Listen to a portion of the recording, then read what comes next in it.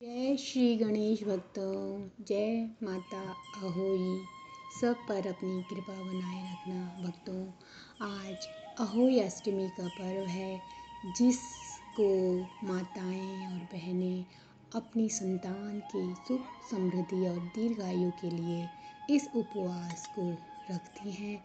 तो अहोई अष्टमी के व्रत कथा सुनने से पहले हम गणेश जी का स्मरण कर लेते हैं, जो काफ़ी सुखदायक और फलदायी होता है। तो गणेश जी की एक छोटी सी कथा का श्रवण करते हैं। एक दिन गणेश जी महाराज चुटकी में चावल और चम्मच में दूध लेकर घूम रहे थे कि कोई मेरी खीर बना दो। सब ने थोड़ा सा सामान देखकर मना कर दिया। तो एक बुढ़िया माई बोली, ला बेटा, मैं तेरी खीर बना दूं। और वह कटोरी ले आई।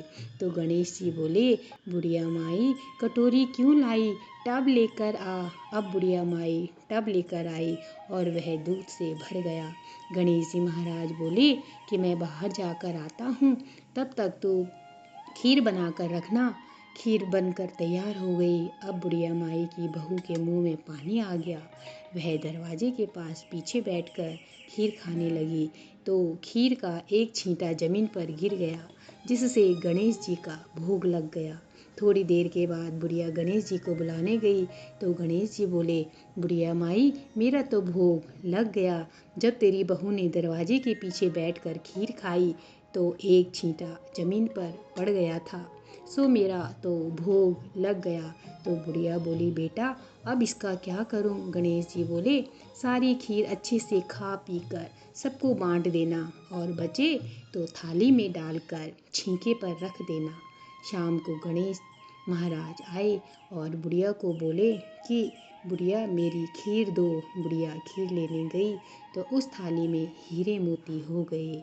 गणेश जी महाराज ने जैसी धन दौलत बुढ़िया को दी, वैसी धन दौलत सबको दे। और गणेश जी महाराज की कृपा से बुढ़िया बहुत ही, उसके घर में सुख समृद्धि आ गई। तो भक्तों, जिस प्रकार गणेश जी ने बुढ़िया पर कृपा की, ऐसी ही कृपा आप सभी पर भी करें। जय श्री गणेश। चलिए भक्तों, आप बढ़ते हैं आगे अहोई अष्टमी माता की व्रत कथा। अहोई अष्टमी का व्रत कार्तिक कृष्ण पक्ष की अष्टमी को रखा जाता है। यह व्रत विशेष रूप से संतान की दीर्घायु, सुख और समृद्धि के लिए माताएं रखती हैं। अहोई अष्टमी का व्रत माता अहोई भगवती को समर्पित है। यह व्रत रखने से संतान के जीवन में आने वाली बाधाएं दूर होती हैं और घर में सुख शांति बनी रहती है। इस दिन माताएं दिन भर निर्जला उपवास करती हैं और शाम के समय तारों के दर्शन कर व्रत खोलती हैं। चलिए भक्तों, करते हैं कथा का आरंभ। एक साहूकार था, जिसके 7 बेटे और 7 बहुएं थी। दिवाली से पहले कार्तिक अष्टमी को 7 बहुएं अपनी इकलौती ननद के साथ जंगल में जाकर खदान में मिट्टी खोद रही थी। वहां पर स्याहू की मांद थी। मिट्टी खोदते समय ननद के हाथ से स्याहू का बच्चा मर गया। इससे स्याहू माता बहुत नाराज हो गई और बोली, मैं तेरी कोख बांधूंगी। तब ननद अपनी 7 भाभियों से बोली, तुम में से कोई अपनी कोख बंधवा लो। सभी भाभियों ने अपनी कोख बंधवाने से इनकार कर दिया, परंतु छोटी भाभी सोचने लगी कि अगर मैंने अपनी कोख नहीं बंधवाई तो सासू जी नाराज होंगी। यह सोचकर ननद के बदले में छोटी भाभी ने अपनी कोख बंधवा ली। अब इसके बाद इसको जो बच्चा होता वह 7 दिन का होकर उसकी मृत्यु हो जाती। एक दिन पंडित को बुलाकर पूछा, मेरी संतान 7वें दिन ही उसकी मृत्यु क्यों हो जाती है। तब पंडित ने कहा, तुम सुरही गाय की सेवा करो। सुरही गाय स्याहू माता की भाईली है, वह तेरी को खुलवा देगी, तब तेरा बच्चा जिएगा।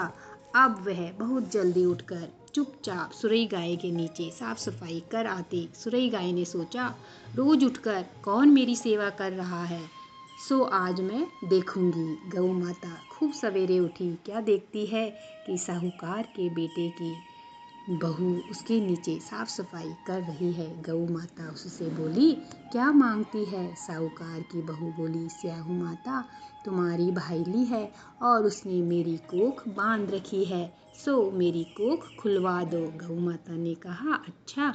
अब तो गऊ माता समुद्र पार साहूकार की बहू को अपनी भाईली के पास लेकर चली। रास्ते में कड़ी धूप थी, सो वह दोनों एक पेड़ के नीचे बैठ गईं। थोड़ी देर में एक सांप आया। उसी ने पेड़ पर गरुड़ पंखनी का एक बच्चा था। सांप उसको डसने लगा। तब साहूकार की बहू ने सांप मारकर ढाल के नीचे दबा दिया और बच्चे को बचा लिया। थोड़ी देर में गरुड़ पंखनी आई तो वहाँ खून देखकर साहूकार की बहू को चोंच मारने लगी। तब साहूकार की बहू बोली, मैंने तेरे बच्चे को नहीं मारा, बल्कि सांप तेरे बच्चे के करीब आया था। मैंने तो उससे तेरे बच्चे की रक्षा की है। यह सुनकर गरुड़ पंखनी बोली, मांग, तू क्या मांगती है? वह बोली, 7 समुद्र पार स्याहू माता रहती है, हमें तू उसके पास पहुंचा दे। तब गरुड़ पंखनी ने दोनों को अपनी पीठ पर बैठाकर स्याहू माता के पास पहुंचा दिया। स्याहू माता उनको देखकर बोली, आ बहन, बहुत दिनों में आई है। फिर कहने लगी, बहन, मेरे सिर में जुएं पड़ गई हैं। तब सुरही के कहने पर साहूकार की बहू ने उसकी सारी जुएं निकाल दी। इस पर स्याहू माता प्रसन्न होकर बोली, तूने मेरे सिर में बहुत सलाई घेरी है, इससे तेरे 7 बेटे और 7 बहू होंगी। वह बोली, मेरे तो एक भी बेटा नहीं, 7 बेटे कहाँ से होंगे? स्याहू माता बोली, वचन दिया है, वचन से फिरूं तो धोबी की कुंड पर कंकरी हूँ। तब साहूकार की बहू बोली, मेरी कोख तो तुम्हारे पास बंद पड़ी है। यह सुनकर स्याहू माता बोली, तूने मुझे ठग लिया, जा, तेरे घर पर तुझे 7 बहुएं मिलेंगी। तू जाकर उजमन करियो, 7 अहोई बनाकर 7 कढ़ाई करियो। वह लौटकर घर आई तो वहाँ देखा कि 7 बेटे बहू बैठे हैं। वह खुश हो गई। उसने 7 अहोई बनाई, 7 उजमन किए और 7 कढ़ाई करी। शाम के समय जेठानियाँ आपस में कहने लगी कि जल्दी जल्दी धो पूजा कर लो, कहीं छोटी बच्चों को याद करके ना रोने लगे। थोड़ी देर में उन्होंने अपने बच्चों से कहा, अपनी चाची के घर जाकर देखाओ कि आज वह अभी तक रोई क्यों नहीं। बच्चों ने आकर कहा, चाची तो खूब मान रही है, खूब उजमन कर रही है। यह सुनते ही जेठानियाँ दौड़ी दौड़ी वहाँ आई और आकर कहने लगी कि तूने कोख कैसे खुलवाई? वह बोली, तुमने तो कोख बंधवाई नहीं थी, सो मैंने कोख बंधवा ली थी। अब स्याहू माता ने कृपा करके मेरी कोख खोल दी है। हे स्याहू माता, जिस प्रकार उस साहूकार की बहू की कोख खोली, उसी प्रकार हमारी भी कोख खोलियो। एक कटोरी में गेहूं के दाने लेकर कहानी सुने। इस दिन मिट्टी में हाथ नहीं डालना चाहिए और कहते हैं कि इस अहोई अष्टमी की कथा पढ़ने के साथ साथ पहले या बाद में गणेश जी की कथा का श्रवण भी अवश्य कीजिए। तो भक्तों, जिस प्रकार अहोई माता ने अपने उस साहूकार की बहू को संतान सुख दिया, वैसे ही हम सभी को भी आशीर्वाद दें और हमारी संतान की रक्षा करें। कहते हैं, अहोई अष्टमी का यह व्रत केवल एक परंपरा नहीं, बल्कि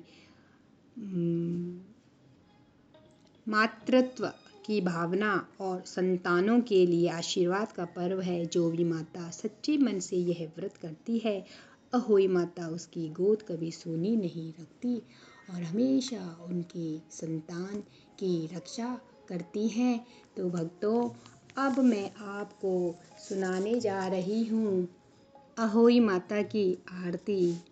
जय अहोई माता मैया, जय अहोई माता, तुमको निश दिन ध्यावत हरि विष्णु धाता। जय अहोई माता, ब्रह्माणि रुद्राणि कमला तू ही है जगदाता, जो कोई तुमको ध्यावते, जो कोई तुमको ध्यावत, नित्य मंगल पाता। ओम जय अहोई माता, तू ही है पाताल बसंती, तू ही है सुखदाता। करम प्रभाव प्रकाशक, जगनिधि से त्राता। ओम जय अहोई माता, जिस घर थारो वासो, वहीं में गुण आता।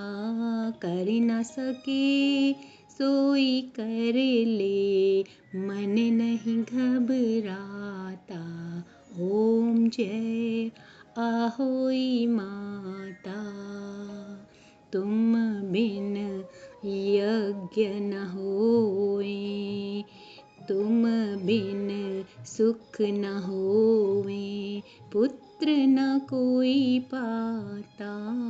खान पान का वैभव, तुम बिन नहीं आता। ओम जय अहोई माता, शुभ गुण सुंदर युक्ता, क्षीर निधि जाता। रतन चतुर्दश तो कोई नहीं पाता। ओम जय अहोई माता, श्री अहोई माँ की आरती जो कोई गाता, और उमंग अति उपजे, पाप उतर जाता। ओम जय अहोई माता, बोलो अहोई माता की